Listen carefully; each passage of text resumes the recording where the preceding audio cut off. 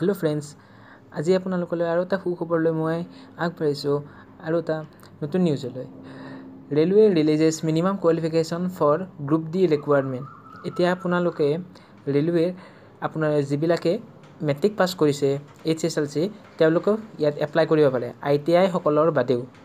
আৰু ৰেলৱেৰ যিটো এক্সামিনেশ্যন ফিজ আছে সেইটো ৰিলেক্সেশ্যনো হৈছে ইয়াত আপোনালোকে এইটো চাব পাৰে Yet likha ase Railway Minister Piyush Goyal said that ever since the notification of the vacancies, he has been getting a lot of compliments from aspirants as well as from his party colleges that railways did not publish enough the change in Group D job criteria last year. In June-July 2017, requirement of ITI or equivalent was added to the pre-existing minimum qualification of class 10. ইয়াত কৈছে যে ৰেলৱেত বিশেষ একো change কৰা হোৱা নাছিল যোৱাবাৰলৈ কিন্তু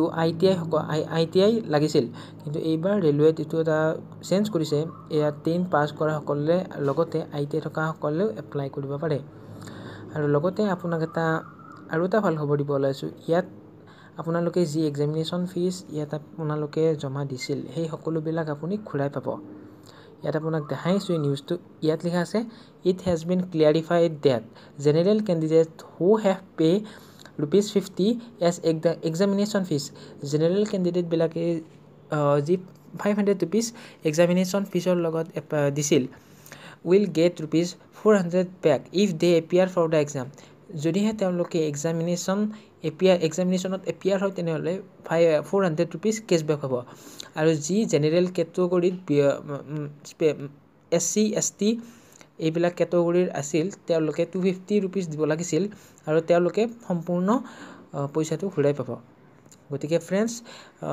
railway এই ডিসিশনটো এই কাৰণে লৈছে যে কিছুমানে ফৰ্ম ফিল আপ কৰে কিন্তু এক্সামিনেশ্যনত এপিয়াৰ নহয় ৰেলৱে যেহেতু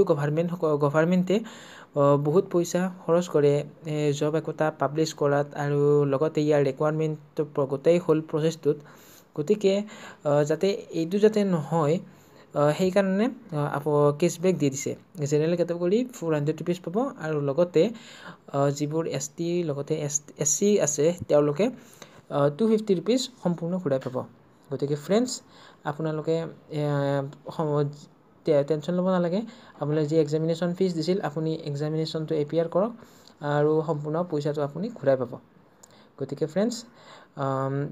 আশা কৰো আপোনাৰ দিনটো শুভ হওক লগতে মই পুনৰ আৰু এটা নতুন ভিডিও লৈ উভতি আহিম তেতিয়ালৈ জয় আহোম